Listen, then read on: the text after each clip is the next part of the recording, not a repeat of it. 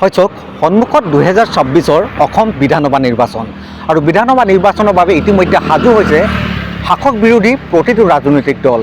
প্ৰতিটো ৰাজনৈতিক দলে ইতিমধ্যে তেওঁলোকৰ যি নিৰ্বাচনী কুচকাৱাজ সেই কুচকাৱাজ আৰম্ভ কৰা দেখা গৈছে।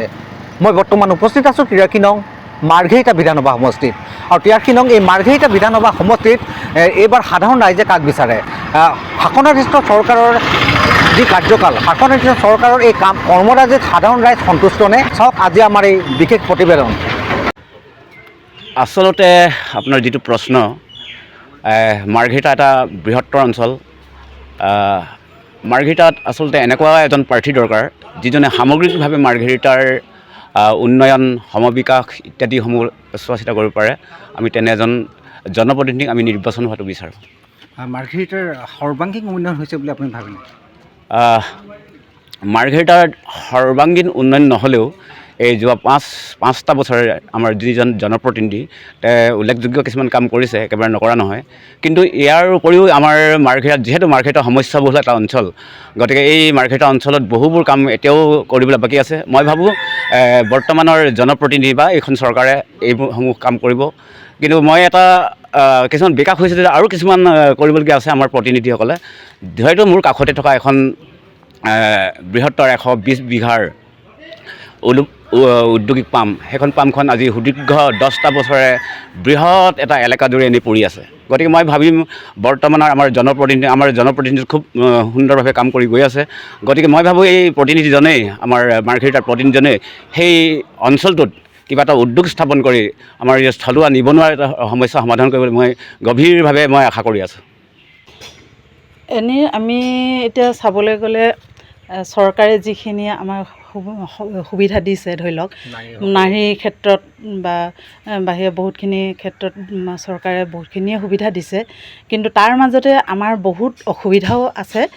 আমাৰ বিশেষকৈ আমি গাঁওবাসী হিচাপে আমাৰ ওচৰতে এতিয়া লিডু কলপৰাত লিডু কলেজখন আছে আৰু দলংখন একেবাৰে নিম্ন খাপৰ হৈছে। দলংখন একেবাৰে ভাগি অৱস্থা বেয়া আৰু তাতে ইয়াত জাতীয় বিদ্যালয়খনো আছে।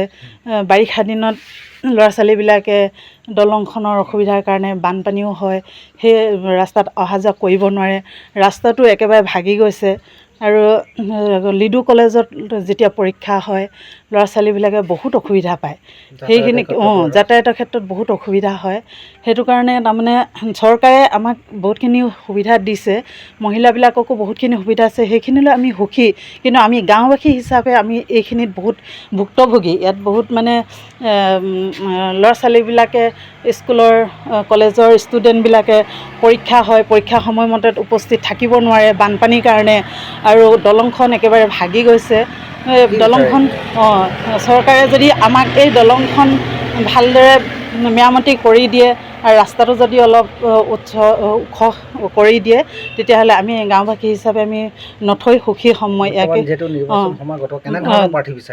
এতিয়া আমি ধৰি লওক, এতিয়া প্ৰাৰ্থী আমি ধৰি লওক এতিয়া যেনেকৈ সহায় দিছে মহিলাসকলক, তেওঁলোককে আমি বিচাৰিম। ধৰি লওক তেওঁলোকে যদি আমাক এইখিনি দুৰৱস্থাখিনি দূৰ কৰি দিয়ে, তেতিয়াহ'লে আমি নিশ্চয় সুখী হ'ম। মই অসম বিধানসভা নিৰ্বাচন সাধাৰণ নাগৰিক আপুনি মাৰ্ঘেৰিটাৰ ওপৰত কেনেধৰণৰ জনপ্ৰতিনিধি আশা কৰে? হয়, 2026ত আমাৰ হৈ ভালদৰে কাম কৰিব পৰা এজন আমি প্ৰতিনিধি বিচাৰোঁ। বৰ্তমানৰ যিগৰাকী বিধায়ক, মাৰ্ঘেৰিটা সমষ্টিৰ বিধায়ক ভাস্কৰ শৰ্মাই মাৰ্ঘেৰিটা সামগ্ৰিক উন্নয়ন কৰিলে নে নাই কৰা বুলি ভাবে? হয়, কিছু পৰ্যায়লৈকে তেওঁ আমাৰ মাৰ্ঘেৰিটাৰ হৈ কাম কৰিছে। যেনেধৰণৰ ৰাস্তা পদূলি কিছুমান জেগাত কাম কৰিছে আৰু কিছুমান এৰিয়াত ৰাস্তাৰ অৱস্থা বহুত বেয়া হৈ আছে। আৰু আটাইতকৈ আমাৰ ডাঙৰ সমস্যা হৈছে আমাৰ কৰ্ম সমস্যা।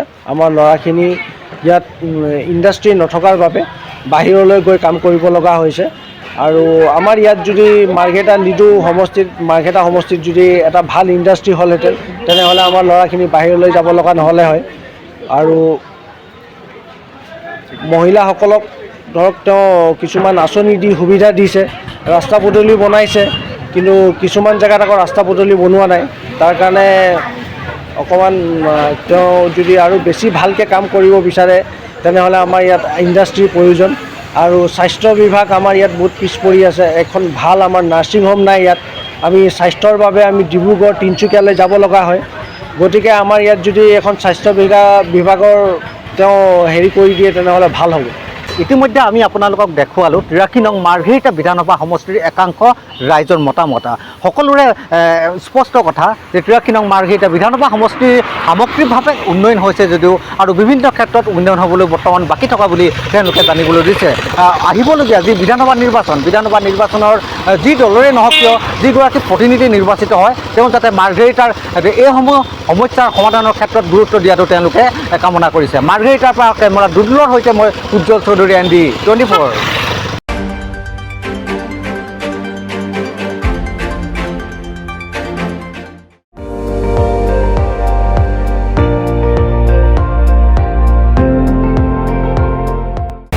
আপুনি চাই আছে ND24, সৰ্বশ্ৰেষ্ঠ নহয় সৰ্বোত্তমৰ দৌৰত।